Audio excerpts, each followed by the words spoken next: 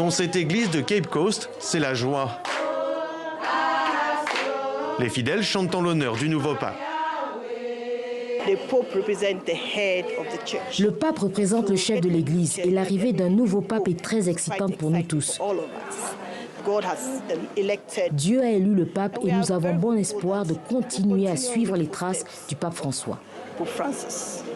Ce vendredi, le visage du nouveau pape est en une des journaux nigérians. Une élection rapide qui a surpris ses fidèles.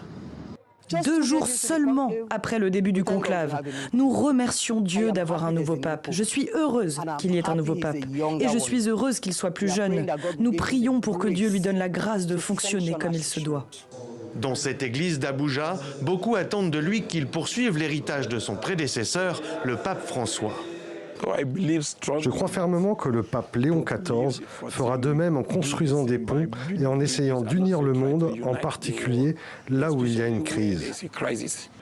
Et dans le plus grand pays catholique d'Afrique, la République démocratique du Congo, avec 55 millions de fidèles, l'élection du pape était scrutée avec un intérêt particulier. L'archevêque de Kinshasa, Fridolin Ambongo, était considéré comme un candidat potentiel pour devenir le premier pape noir. Moi, je ne pourrais pas dire qu'on s'attendait à avoir nécessairement un Africain ou un Congolais. Pour moi, le plus important, c'est d'avoir un père qui sera pour tous les chrétiens. Un pape qui sera là pour unifier tous les chrétiens du monde.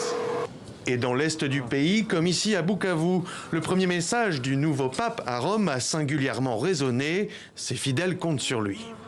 Le message de la paix, c'est le premier message d'ailleurs qu'il a annoncé. Et nous avons l'espoir que c'est parmi ses priorités d'appeler tous les belligérants, toutes les personnes, tous les dirigeants des pays africains qui sont dans une situation de guerre, de pouvoir se réunir, de pouvoir échanger, de pouvoir dialoguer pour connaître la paix. Comme pour son prédécesseur, les défis de Léon XIV sur le continent sont nombreux sur des sujets parfois sensibles comme la famille ou l'homosexualité. Dans cette église d'Abidjan, ces catholiques attendent de lui des engagements. Qu'il ait le courage de dire non à tout ce qui est contre l'évangile, tout ce qui est contre la vie, tout ce qui est contre la famille. Voilà ce que nous souhaitons particulièrement.